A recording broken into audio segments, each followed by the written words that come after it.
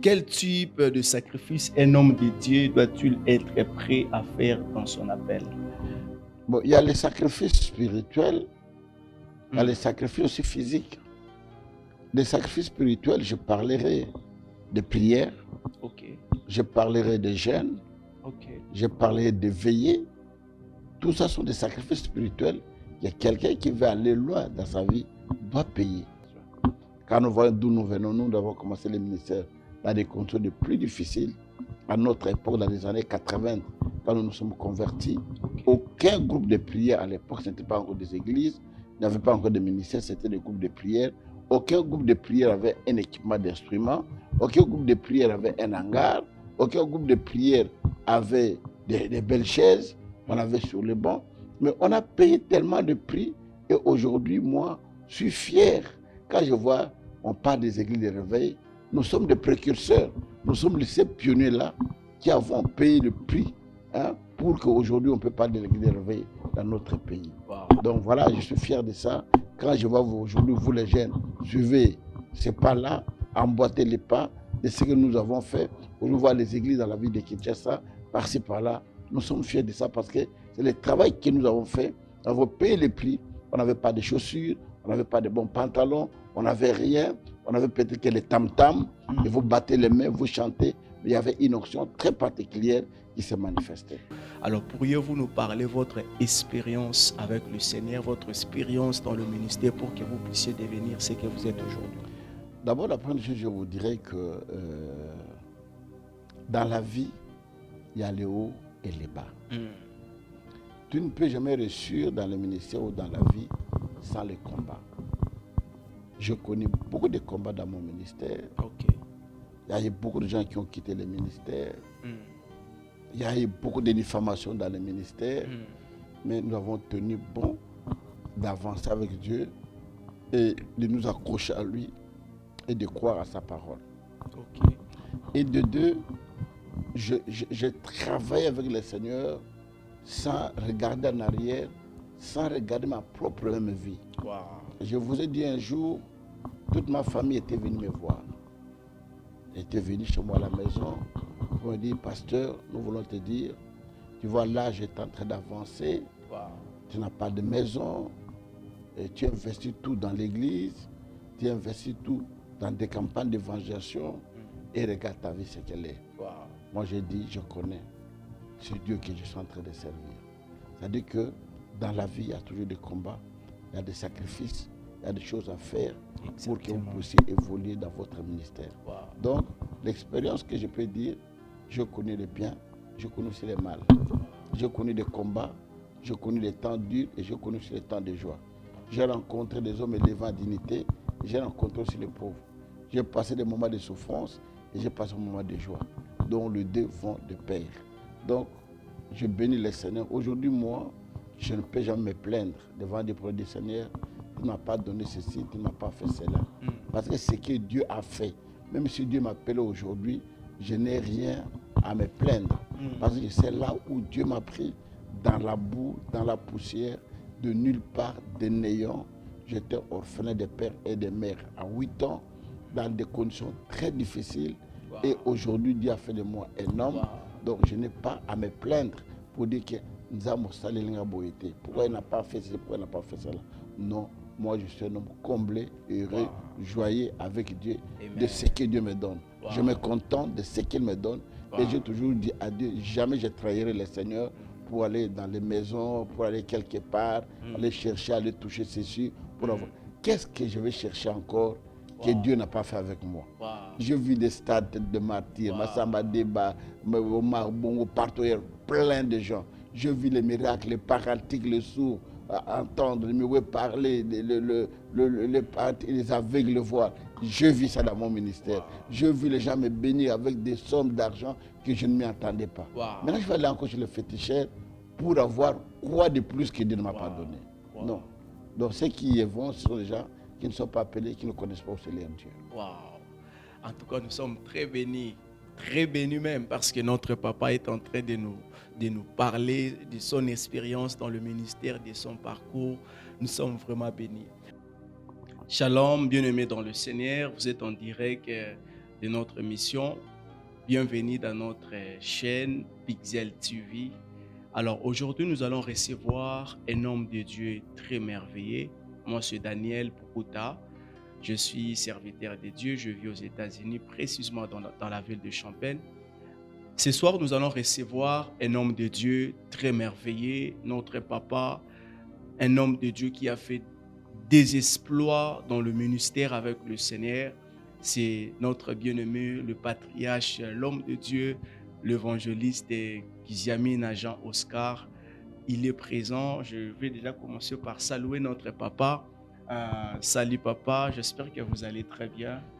Bonjour, bonsoir Daniel, je vais très bien par la grâce de Dieu. Dieu nous fait grâce.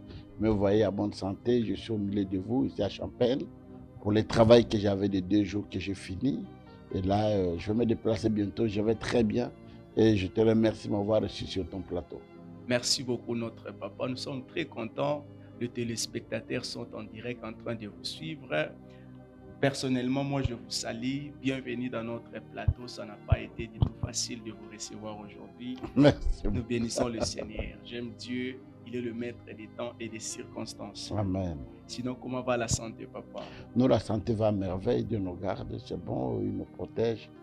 Nous nous disons merci parce que ce n'est pas par notre force que nous sommes en bonne santé, mais c'est Dieu nous fait grâce de nous garder encore en bonne santé. Nous nous disons merci.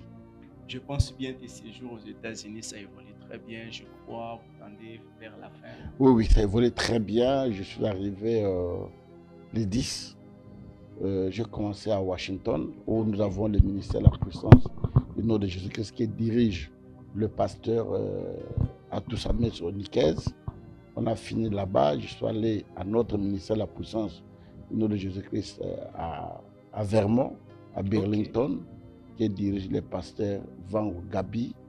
Et de là, j'étais à Amen. Je l'ai passé Placide, placé Toto, placé Reddy, placé Thomas. Donc, les gens m'ont très bien reçu. Et me voici maintenant à Champaign. Je suis au terme de mon voyage. Là, bientôt, je vais quitter pour rentrer au pays ou ailleurs où Dieu m'envoie parce que je ne suis pas pasteur. Moi, je suis évangéliste. Je suis un homme de terrain. Je vais de ville en ville, de village en village, pour annoncer la parole du Seigneur. Nous bénissons le Seigneur. Merci beaucoup, papa. Sinon, bienvenue dans notre plateau. Merci beaucoup. Nous avons prévu quelques questions pour vous et dont nous aimerions vraiment que vous puissiez nous répondre. Aujourd'hui, nous allons parler sur le sacrifice et le ministère. Nous sommes dans une génération où beaucoup de gens envient la grandeur, mais ne veulent pas payer le prix. Beaucoup de gens désirent avoir un grand ministère, mais ne veulent pas payer un prix. Alors, nous avons prévu quelques questions, papa. Selon vous, peut-on vraiment parler de ministère sans le sacrifice? D'abord, vous devez savoir que Dieu lui-même, pour sauver l'homme, il a fait le sacrifice. Okay. Dieu a tant aimé le monde qu'il a donné son Fils unique, Jésus-Christ. Dans le livre de Jean, chapitre 3, verset 16, qu'il a donné son Fils unique. Il a payé le prix des sacrifices pour que nous puissions être sauvés. Et Jésus, au début, son nom n'était pas au-dessus de tous les noms. La Bible dit, comme il a obéi à son Père, Jésus-Christ dit même à la croix, ce n'est pas quelqu'un qui me ravire ma vie, mais moi-même, je la donne. Okay. Il a donné sa vie à la croix, il a payé le prix à la croix. Et la Bible dit, à cause de son obéissance, son Père l'a souverainement élevé et lui a donné le nom au-dessus de tous les noms, afin que toute langue confesse que Jésus-Christ est Seigneur et que nous fléchissent devant le Seigneur Jésus-Christ. Donc, on ne peut jamais avoir un grand ministère, on ne peut jamais évoluer dans le ministère sans payer le prix, sans sacrifice. Tout, c'est le sacrifice. Même ceux qui travaillent, vous ici en Europe, aux États-Unis où vous êtes, il est en train de neiger, mais quelqu'un paye le prix pour aller au travail pour qu'il soit payé. Vous verrez qu'ici il fait tellement froid, quelqu'un va au travail pour être payé. Celui qui étudie, il doit se donner corps et âme, il paye le prix pour réussir dans la vie. En plus forte raison dans l'œuvre de Dieu. Tu ne peux pas réussir dans le ministère si tu ne sais pas payer le prix. Quel type de sacrifice un homme de Dieu doit-il être prêt à faire dans son appel? Bon, il y a les sacrifices spirituels, il y a les sacrifices aussi physiques. Des sacrifices spirituels, je parlerai de prières, Ok. je parlerai de jeûne, Ok. je parlerai de veillée. Tout ça sont des sacrifices spirituels. Il y a quelqu'un qui veut aller loin dans sa vie, doit payer. Il doit être un homme de prière. Voilà pourquoi quand vous lisez Marc chapitre 1, le verset 35, elle lui dit, les trop tôt matin, avant que le soleil se lève, Jésus sortait et allait dans le lieu aride pour prier. Les trop tôt matin. Et quand vous venez dans Luc 4, on vous dit que Jésus a passé 40 jours et 40 nuits pour prier, jeûner et prier sur la face de Dieu. Et pendant tout ce temps-là, nous aussi, nous devons savoir jeûner et prier pour la grandeur de nos ministères, ce qu'on peut faire. Et le deuxième sacrifice, le sacrifice physique, tu ne peux pas réussir dans ton ministère si tu ne sais pas payer le prix, même matériel. Tu as une campagne d'évangélisation, il faut débourser de l'argent pour louer les stades, louer la salle, louer les instruments, inviter les musiciens, et tout ce que les affiches, les banderoles, les publicités. Tout ça sont des prix à payer pour que le ministère réussisse. Tu peux avoir une onction très particulière, mais si tu ne sais pas payer les prix matériels, tu ne sais pas payer les prix financiers, tu ne sais pas payer les prix physiques, ou dans lesquels tu détruis ton corps pour faire avancer l'œuvre de Dieu, tu ne feras rien du tout dans ton ministère.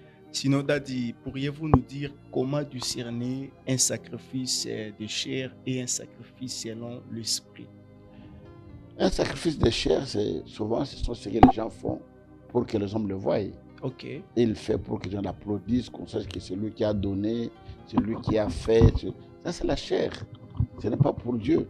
Mais le véritable sacrifice dont on parle, la Bible dit quand la main de gauche donne, la main droite ne sait pas. C'est-à-dire que quelqu'un se donne lui-même et investit dans l'œuvre de Dieu sans attendre que l'Église ou bien les gens lui remettent.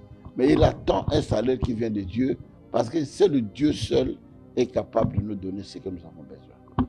Quand nous voyons d'où nous venons, nous avons commencé le ministère dans des conditions de plus difficiles. À notre époque, dans les années 80, quand nous nous sommes convertis, aucun groupe de prière à l'époque, ce n'était pas encore des églises, il n'y avait pas encore de ministères, c'était des groupes de prière. Aucun groupe de prière avait un équipement d'instruments, aucun groupe de prière avait un hangar, aucun groupe de prière avait des belles chaises, on avait sur les bancs, mais on a payé tellement de prix et aujourd'hui, moi, je suis fier. Quand je vois, on parle des églises de réveil, nous sommes des précurseurs, nous sommes ces pionniers-là qui avons payé le prix pour qu'aujourd'hui on peut parler de l'église de réveil dans notre pays. Wow. Donc voilà, je suis fier de ça. Quand je vois aujourd'hui, vous les jeunes, suivez ces pas-là, emboîtez les pas de ce que nous avons fait. Aujourd'hui, on voit les églises dans la ville de Kinshasa, par-ci, par-là. Nous sommes fiers de ça parce que c'est le travail que nous avons fait. Nous avons payé les prix. On n'avait pas de chaussures, on n'avait pas de bons pantalons, on n'avait rien. On avait peut-être que les tam-tams, et vous battez les mains, vous chantez. Mais il y avait une onction très particulière qui s'est manifestée. Sinon, papa, j'aimerais encore vous poser une question. Quel a été pour vous l'un des plus grands sacrifices faits dans le ministère? Dans votre ministère, quel a été votre plus grand sacrifice fait dans votre... Non, dans mon ministère, tout a été sacrifice. Parce que je vous ai dit, j'ai commencé le ministère, je n'avais pas de banc. On se mettait sur le bloc de briques. Et nous avons tout fait pour y arriver. J'ai fait 10 ans de jeûne et prière. Wow. Je dormais par terre. Wow. Pendant 10 ans, je me suis marié, je n'avais pas de lit. Je dormais par terre. Tout le week-end, j'allais à Kimwenza en forêt et je sortais le dimanche matin. Et pendant au moins 5 ans comme ça, tout le week-end, j'allais en forêt pour chercher la face de Dieu. Et j'ai investi beaucoup d'argent pour acheter des parcelles pour le Seigneur. Ceux qui me suivent, moi-même, j'ai donné une offrande au moins de 16 parcelles. 16 parcelles que j'ai données au Seigneur pour qu'aujourd'hui le ministère arrive là où il est arrivé. Pendant que je donnais toutes ces parcelles, j'étais locataire, je n'avais pas de maison. J'étais locataire, je louais quelque part, même les gens se moquaient de moi, mais j'investissais. J'organisais des grandes campagnes au stade des Martyrs, au stade Massamba Débat, au stade à Brazzaville, Pointe-Noire et partout ailleurs à travers le monde. Mais je n'avais pas de maison, je n'avais pas de belles voitures. Je m'étais vraiment sacrifié, payé le prix pour l'œuvre de Dieu avance. Donc, je ne vois pas un grand sacrifice. Donc, tout a été dans ma vie, sacrifice et sacrifice. Et devinez même que le jour que j'ai une campagne d'évangélisation, mon unique frère est mort. Wow. Wow. Mais j'ai laissé le corps à la mort. Je suis allé prêcher pendant 4 jours au stade Tata Raphaël. Ça, c'est un prix que je ne pourrais pas oublier. J'étais à Lubango.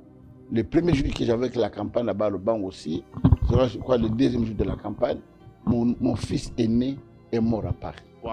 J'étais obligé de continuer l'œuvre de Dieu, de finir et de venir à Paris pour l'enterrement. Wow. Après l'enterrement, comme les dates étaient déjà programmées, 12 semaines après l'enterrement de mon fils, j'avais déjà un programme de campagne à Yaoundé, au Cameroun. J'ai laissé les gens aller chez moi à la maison. J'ai pris l'avion, je suis allé au Cameroun pour annoncer la part de Dieu. Donc, toute ma vie, c'est le sacrifice, parce que je sais que sans Dieu, je ne suis rien. Et ce prix que je paye, je sais que Dieu va me récompenser un jour, et il me récompense déjà. Wow. En tout cas, je crois que vous venez de suivre ce que notre papa vient de nous parler. Alors, on a dit pourquoi les autres ou pourquoi certains abandonnent le ministère en chemin. Est-ce que cela est lié au refus du sacrifice ou je ne sais pas. Comment pourriez-vous nous expliquer là-dessus? Non, s'il y a des gens qui abandonnent le ministère en chemin, soit la personne n'était pas appelée. Ok. Aujourd'hui, il y a des gens qui n'étaient pas appelés, qui se sont autoproclamés eux-mêmes des serviteurs de Dieu. Après avoir marché avec que Dieu n'est pas avec lui, il pourrait abandonner. Il y a d'autres serviteurs que les gens ont élevés. Ok. Ont élevé. Ils disent voilà, on doit la grâce à toi, tu es pasteur, tu es apôtre, tu es évangéliste. Alors que Dieu n'est pas avec cette personne-là, il finira par abandonner. Il y a d'autres, à cause de l'argent, il a ses possibilités, il a les moyens. Il peut louer la salle, louer les instruments, il peut acheter même les instruments, acheter la salle, construire même l'église. Il commence, mais il n'est pas appelé par Dieu. Okay. Ça, c'est la première des choses pour lesquelles les gens abandonnent. Et la deuxième chose pour laquelle les gens abandonnent, c'est qu'ils attendaient recevoir. Okay. Les gens qui viennent dans le ministère peut-être pour avoir l'argent, avoir des véhicules, voyager. Okay. Et quand ils voient que toutes ces choses-là n'arrivent pas, les gens abandonnent dans le ministère. Et il y a d'autres aussi qui abandonnent parce que le diable l'a combattu et le diable l'a convaincu, l'a vaincu à telle enseigne qu'il ne peut plus rien faire dans le ministère, il abandonne. Wow. Sinon, une autre question, papa. Comment encourager les jeunes appelés à accepter le prix du sacrifice sans se décourager? La première des choses, qu'ils doivent écouter la voix du Seigneur. Ok. Vous savez, aujourd'hui, quand vous prenez Abraham, notre père, notre grand-père, dans la foi, les jours qu'il allait pour sacrifier Isaac, il n'a dit à personne. Okay. De peur que même sa femme refuse et même ses serviteurs. Donc il y a des prix que vous devez faire de vous-même sans dire à d'autres personnes qui peuvent vous en décourager pour avancer avec le Seigneur. Ça, c'est la première des choses. Et de deux, pour ne pas être, pour ne pas abandonner, pour ne pas tomber, pour ne pas laisser, il faut vous accrocher aux Écritures. Peut-on dire que le sacrifice attire la gloire dans le ministère? Oui, le sacrifice attire la gloire. Le sacrifice attire la gloire de Dieu dans ce que vous êtes en train de faire. Okay. Quand Jésus était à la montagne, il a payé le prix. La Bible dit, il a suivi, il y avait une gloire qui était étendue sur lui. Et Moïse à la montagne, et quand la Bible dit, quand il est descendu sur lui, son visage rayonnait. Donc le sacrifice qu'il a passé 40 jours dans la prière à la montagne. Donc le sacrifice attire la gloire, le sacrifice attire le succès, le sacrifice attire les ennemis, et le sacrifice attire le combat. Et le sacrifice attire tout dans la vie, mais il faut être à l'écoute toujours du Seigneur pour s'en sortir et réussir. Wow. Sinon, une autre question encore, parce qu'aujourd'hui nous sommes là, nous avons des questions et notre papa est là pour nous répondre. Alors sinon, papa, pourriez-vous nous parler sur le prix à payer ou les sacrifices qu'on peut faire pour avoir un ministère épanoui? Oui, je l'ai dit, c'est tout ce que j'ai dit comme auparavant. Pour avoir un ministère épanoui, il faut d'abord être appelé par Dieu. Quand Dieu vous a appelé, savoir quel message Dieu vous a donné. Okay. Savoir qu'est-ce que Dieu vous a dit quand Dieu vous a appelé. Et de toi, savoir où Dieu t'a placé. Vous savez, il y avait beaucoup de torrents à l'époque d'Élie. Il y avait les torrents de Kérit, il y avait les torrents de Pétine, il y avait beaucoup de torrents. Mais Dieu dit à Élie d'aller au torrent de Kérit. C'est là où le corbeau viendra pour te nourrir. S'il serait parti ailleurs, le corbeau ne pourrait pas les rencontrer. Ça dit que pour avoir les succès, il faut savoir où Dieu. Ce n'est pas parce que je vais aux États-Unis, je vois les États-Unis, c'est qu'il est là aujourd'hui. Je dis non, j'abandonne, je quitte Kinshasa, je vais m'installer aux États-Unis. Non, Dieu m'a envoyé de rester à Kinshasa. Si Dieu trouve par exemple le jour que le temps du ministère à Kinshasa est évolué, il veut me déplacer pour aller ailleurs, là je peux faire que dans la volonté du Seigneur. Et là pour avoir le succès. Mais quand vous partez de vous-même, Dieu ne vous a pas appelé, Dieu n'a pas donné un message, Dieu ne vous a pas installé quelque part. Et vous le faites de vous-même, vous ne pouvez jamais atteindre le succès. Wow. Et vous n'êtes pas à l'obéissance de la parole de Dieu, vous ne pouvez rien faire dans votre ministère, vous allez tourner en rond. Waouh! En tout cas, ça a été un plaisir pour nous de recevoir telles révélations de la part de Dieu. Alors, papa, pourriez-vous nous parler sur votre expérience dans le ministère? Quelle est votre expérience dans votre parcours dans le ministère? Parce que vous avez fait quand même des exploits dans votre parcours et aujourd'hui, nous sommes très fiers de vous. Alors, pourriez-vous nous parler de votre expérience avec le Seigneur, votre expérience dans le ministère pour que vous puissiez devenir ce que vous êtes aujourd'hui? D'abord, la première chose, je vous dirais que dans la vie, il y a les hauts et les bas. Tu ne peux jamais réussir dans le ministère ou dans la vie sans les combats. Je connais beaucoup de combats dans mon ministère. Ok. Il y a eu beaucoup de gens qui ont quitté le ministère. Il y a eu beaucoup de diffamations dans le ministère. Mais nous avons tenu bon d'avancer avec Dieu et de nous accrocher à lui et de croire à sa parole. Ok. Et de deux, je travaille avec le Seigneur sans regarder en arrière, sans regarder ma propre même vie. Wow. Je vous ai dit un jour, toute ma famille était venue me voir. Elle était venue chez moi à la maison. Ils m'ont dit, pasteur, nous voulons te dire, tu vois, là, j'étais en train d'avancer. Wow. Tu n'as pas de maison. Et tu investis tout dans l'église. Tu investis tout dans des campagnes d'évangélisation. Et regarde ta vie, ce qu'elle est. Wow. Moi, j'ai dit, je connais ce Dieu que je suis en train de servir. C'est-à-dire que dans la vie, il y a toujours des combats, il y a des sacrifices, il y a des choses à faire pour que vous puissiez évoluer dans votre ministère. Wow. Donc, l'expérience que je peux dire, je connais les biens, je connais aussi les mal. Je connais des combats, je connais les temps durs et je connais aussi les temps de joie. J'ai rencontré des hommes élevés en dignité, j'ai rencontré aussi les pauvres. J'ai passé des moments de souffrance et j'ai passé des moments de joie, dont les deux vont de pair. Donc, je bénis le Seigneur. Aujourd'hui, moi, je ne peux jamais me plaindre devant des produits du Seigneur. Tu ne m'as pas donné ceci, tu ne m'as pas fait cela. Parce que c'est ce que Dieu a fait. Même si Dieu m'appelle aujourd'hui, je n'ai rien à me plaindre. Parce que c'est là où Dieu m'a pris, dans la boue, dans la poussière, de nulle part, de néant. J'étais orphelin de père et de mère à 8 ans, dans des conditions très difficiles. Wow. Et aujourd'hui, Dieu a fait de moi un homme. Wow. Donc je n'ai pas à me plaindre pour dire que pourquoi il n'a pas fait ceci, pourquoi il n'a pas fait cela. Non, moi je suis un homme comblé, heureux, joyeux avec Dieu. Amen. De ce que Dieu me donne. Wow. Je me contente de ce qu'il me donne. Wow. Et j'ai toujours dit à Dieu, jamais je trahirai le Seigneur pour aller dans les maisons, pour aller quelque part, aller chercher, aller toucher ceci. Pour avoir... Qu'est-ce que je vais chercher encore que Dieu n'a pas fait avec moi? Je vis des stades de martyrs, Massamba Deba, Marbongo, partout, plein de gens. Je vis les miracles, les paralytiques, les sourds, entendre, me parler, les aveugles voir. Je vis ça dans mon ministère. Je vis les gens me bénir avec des sommes d'argent que je ne m'y attendais pas. Maintenant, je vais aller encore chez le féticheur pour avoir quoi de plus que Dieu ne m'a pas donné. Non.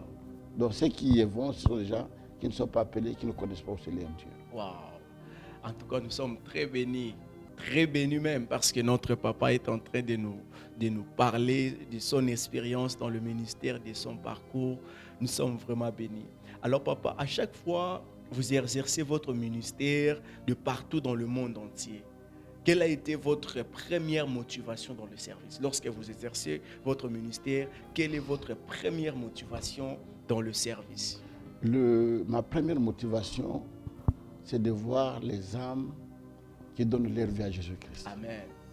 Vous savez, j'étais à Atlanta et un pasteur est venu me voir. Il dit bonjour papa, bonjour, je suis ton fils. J'ai reçu le Seigneur dans ta campagne d'évangélisation qui était faite à Home 30 vers le Vouloir Campus. C'est là où j'ai reçu le Seigneur. Aujourd'hui, je suis pasteur ici aux États-Unis. J'ai trouvé encore, j'étais avec le pasteur Nikel à Toussameso à Washington. Je vois un jeune serviteur qui me voit et dit je suis pasteur, je travaille avec les Blancs ici. J'ai reçu le Seigneur dans ta campagne d'évangélisation qui était faite au Gabon. Wow. J'étais à Siaro, j'ai vu une maman qui serve le Seigneur là-bas, dit Pasteur Gizamina, je suis ta fille, j'ai reçu le Seigneur dans la campagne qui était venu faire à Inga. Wow. En 1990, j'avais 14 ans à l'époque, Wow. j'ai donné ma vie au Seigneur, j'ai en train de servir le Seigneur. Et l'autre jour, j'étais à l'aéroport d'Indjili, j'ai vu un jeune serviteur qui me dit Papa, je suis passé en Afrique du Sud, j'ai reçu le Seigneur dans ta campagne au stade de martyr. Et beaucoup de gens comme ça, des serviteurs que je vois, qui ont donné leur vie au Seigneur, aujourd'hui qui sont des grands serviteurs avec des grandes églises. C'est ça ma première motivation dans le ministère, c'est de gagner les âmes pour le Seigneur. Wow, merci beaucoup papa. Alors j'ai encore une autre question. Beaucoup de gens nous parlent de la récompense quand tu sers Dieu. À votre expérience, quelle est la récompense que vous avez reçue par rapport à votre service? Parce que beaucoup de gens nous parlent quand tu sers Dieu, tu seras récompensé. Est-ce que cette récompense-là est seulement liée au ciel ou ici aussi, étant qu'homme de Dieu, Dieu peut te récompenser par rapport à tout ça? Non, tout est récompense. D'abord, le fait d'être en vie, le fait que nous avons le sauve de vie, c'est une récompense de la part de Dieu. Okay. Il y a des hommes forts, il y a des hommes qui avaient l'argent, des possibilités, élevées à dignité, mais qui ne sont pas aujourd'hui. Mais Dieu a fait que nous soyons encore en vie. Et d'autres récompenses, tout ce que nous sommes aujourd'hui, nous voyageons, de ville en ville. C'est une récompense. Je viens ici, est-ce que je viens avec ma maison? Est-ce que je viens avec ma voiture ici? Mais je roule, je mange, je suis logé, c'est la récompense de Dieu. Et aujourd'hui, tout ce que nous avons dans la vie, tu as une maison, tu as une voiture, tu as ceci, tu as cela. C'est Dieu qui nous a récompensés. Donc Dieu récompense, Dieu paye. Dieu est le meilleur payeur du monde. Tous ceux qui le servent, Dieu le paye. Dans la vérité, dans la sincérité. Aujourd'hui, il y a des gens, j'entends parler, les passants, les escrocs, tout ça. J'ai toujours dit aux gens, ce n'est pas le mabonza qui bénit un homme de Dieu. Quand vous mettez les offrandes, je vis. Quand on a mis les offrandes ici, les gens avaient déposé $1, $1, tout un paquet comme ça de $1. Est-ce qu'avec ça, un homme de Dieu viendra-t-il riche? Non. La bénédiction vient de l'Éternel. La richesse vient de l'Éternel. La bénédiction vient de l'Éternel. La Bible dit, la richesse ne vient ni de l'Orient, ni de l'Occident. Mais ça devient de qui? De l'Éternel.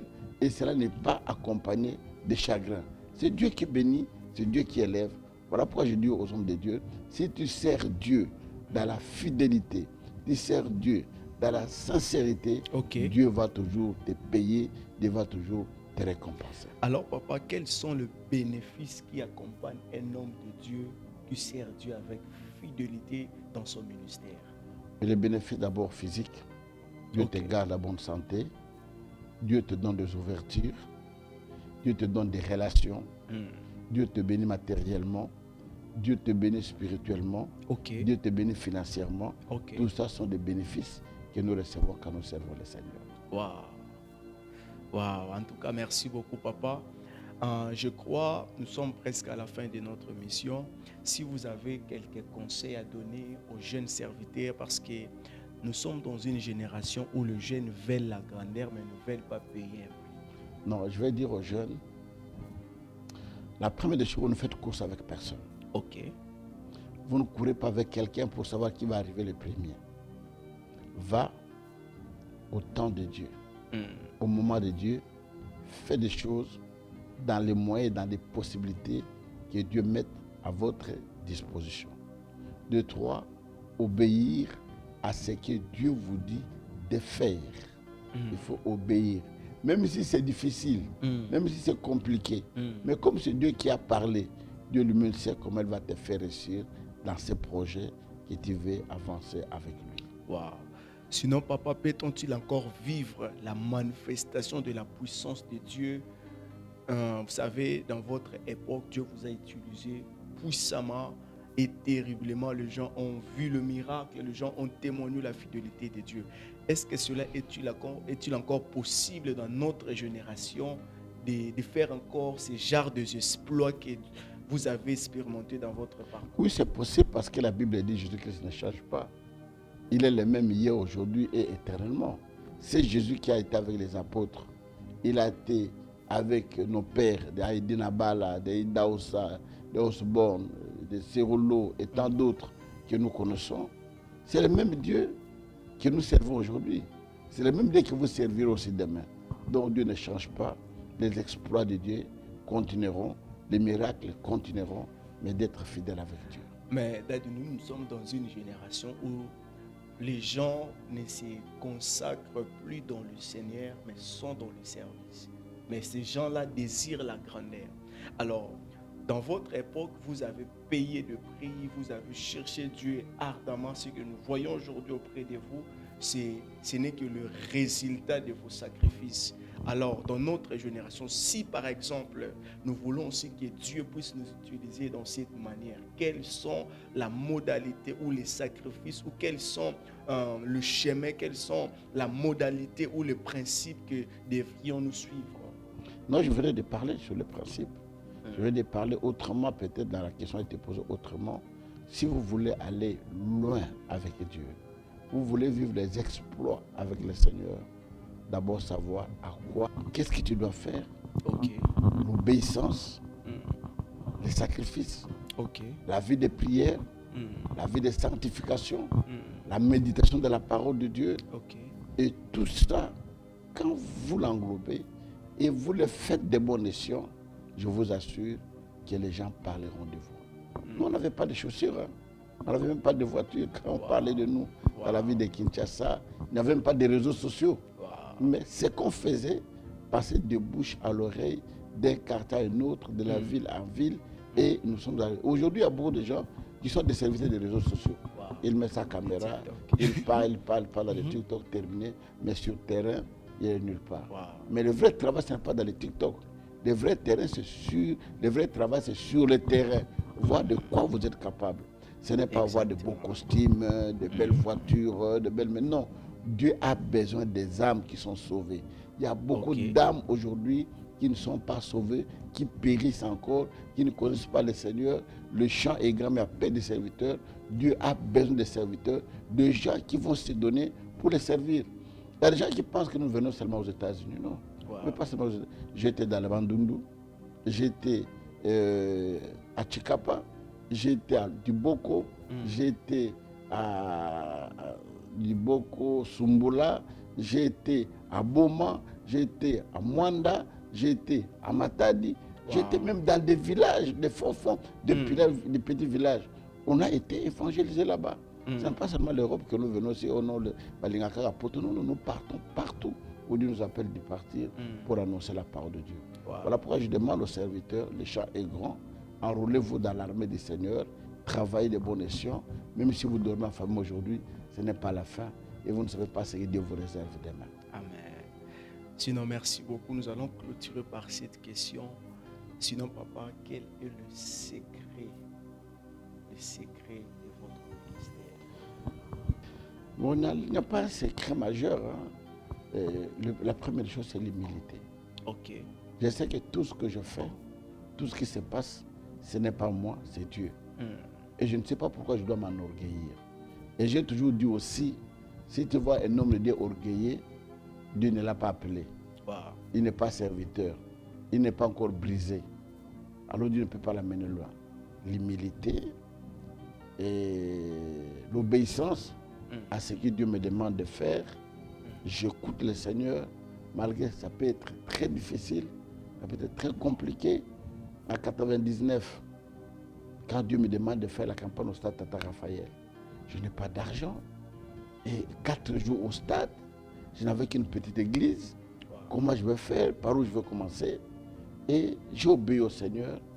Et jusqu'aujourd'hui, aucune fois une telle campagne s'est faite au stade Tata Raphaël. 4 jours de suite, les stades pleins jusqu'à la pelouse. On n'a pas fait. Dieu m'a demandé de faire la campagne au stade des Martyrs. 3 jours de conférence au Palais du Peuple, 3 jours de campagne au stade. Là, nous sommes à 2002. Wow. Et Dieu, j'ai obéi au Seigneur, et tous ceux qui étaient venus à la croisade, à la conférence, tout le monde avait un sandwich. Wow. Plus de 4000. On achetait plus de 500 bouteilles de coca. Wow. 500 casiers de coca pour servir tous ceux qui venaient à la conférence. Wow. Je ne peux pas vous dire l'argent est venu d'où. Jusqu'aujourd'hui, je n'ai jamais compris. Et devinez que j'ai fait 3 campagnes, 3 stades différents en un seul mois. Wow. Je fais Martyr de Kinshasa, je fais Kibasa Maliba de Lubumbashi, wow. Je fais Massamba Deba à Brazzaville. Wow. En un seul mois, plus de 300 et quelques mille dollars. Wow. À l'époque, nous sommes à 2002. Wow. Mais je suis locataire, je n'ai pas de voiture. Wow. Vous voyez? Wow. Ce sont des prix que nous avons payés pour les Seigneurs. Sinon, aujourd'hui, si on peut parler, parce qu'il y a même des gens, à Tonga, t'es passé qu'ils aiment la Tonga. Non, moi, je construis d'abord les âmes. Aujourd'hui, il y a beaucoup de pasteurs, il y a beaucoup d'enfants qui sont sauvés parce que Dieu ne regardait pas les bâtiments qu'ils sont en train de construire. Dieu aura besoin des âmes. Et là, nous venons d'acheter. Je pense que d'ici là, on va commencer déjà la construction du grand temple pour la gloire du Seigneur. Mais mon grand temple, mon grand souci était d'évangéliser. Et si c'était que moi seul, je n'aurais même pas construit. Je devrais penser toujours d'évangéliser, d'évangéliser et de gagner. Et quand j'évangélise même, je gagne les âmes. Demain, on a fait la campagne au stade. On a baptisé plus de 1000 personnes. Je leur ai donné des affermissements à l'église. Après que je leur ai dit, cherchez des églises là où vous êtes. Vous êtes à Ilipen, cherchez une église là-bas à Ilipen. Vous êtes à Matadi-Gibala, cherchez une église à Matadi-Gibala. Vous êtes à Kingasani. Parce que je ne travaille pas pour une église locale, mais je travaille pour l'église corps du Christ. Okay. Alors, je n'ai pas besoin d'avoir une église de 10 000, 20 000 personnes. Non, j'ai besoin des âmes qui sont sauvées pour le Seigneur. Wow. Sinon, merci beaucoup, papa. Nous sommes presque à la fin. Alors, quel conseil donnerez-vous aux personnes qui vous suivent, ceux qui désirent aussi servir Dieu, mais qui résistent encore jusqu'à présent, qui se découragent, ceux qui veulent servir Dieu, mais ne veulent pas payer le prix? Alors, quel conseil donnerez-vous à ce monde-là qui veulent aussi suivre votre chemin? Non, qu'ils continuent, qu'ils prennent courage. Dis à Josué, prends courage. Fortifie-toi. Dis n'a pas l'air, je te donne le corps. Non, que ces gens prennent courage. N'attendez pas des millions pour commencer. Okay. Commence avec ce que tu as. Okay. Va avec la force que tu as. Okay. Nous avons commencé, on devrait attendre des millions et des milliards. Nous ne serions pas ce que nous sommes aujourd'hui. On a commencé sous les arbres, on n'avait pas de bancs. On a commencé petit à petit et aujourd'hui, le ministère de la Puissance a plus de 100 églises à travers le monde. Wow. Donc, avec plus de 200 serviteurs de Dieu dans le ministère de la Puissance. Wow. On avait commencé sans banc, sans podium. Je me rappelle la première campagne que j'ai faite, j'ai prêché sur une table à manger. Wow. Et les bancs qu'on a fabriqués, c'était une carrosserie. L'épave d'un véhicule qu'on a jeté, on a ramassé cette épave, on a pris les planches, on a fabriqué les bancs. Et aujourd'hui, nous sommes là. Et toi qui m'écoutes, si Dieu t'a dit, va avec ce que tu as. S'il faut commencer dans ton salon, commence. S'il faut commencer sous un arbre, commence. Dieu sait où il va t'amener. Wow. Sinon, merci beaucoup. Nous sommes à la fin, papa. Est-ce que vous avez des gens qui aimeraient vous saluer dans cette émission? Oui, je salue tout le monde. Je salue tous les pasteurs des États-Unis, tous ceux qui m'ont reçu, tous ceux qui voulaient me recevoir, et tous ceux qui me connaissent de loin ou de près, et ceux qui ne me connaissent pas. Je vous salue. Je salue ma famille, mon épouse, mes enfants. Je salue mes enfants spirituels, tous les collaborateurs, tous les pasteurs, tout le monde. Je vous salue au nom de Jésus et je vous dis merci. Merci beaucoup, merci d'être connecté, merci de nous suivre dans cette émission. Nous étions vraiment bénis avec l'homme de Dieu, l'évangéliste Kisiamina Jean Kibila Oscar. Un autre, je vais dire, un papa très merveilleux, rempli d'amour, rempli d'humilité. Et nous sommes les fruits de toutes ces choses que je venais de vous dire, l'amour, l'humilité. En tout cas, merci beaucoup, papa, d'être présent dans notre plateau et aussi de répondre dans cette invitation. Merci beaucoup. Merci beaucoup. À la prochaine. À la prochaine. Bye bye. Shalom.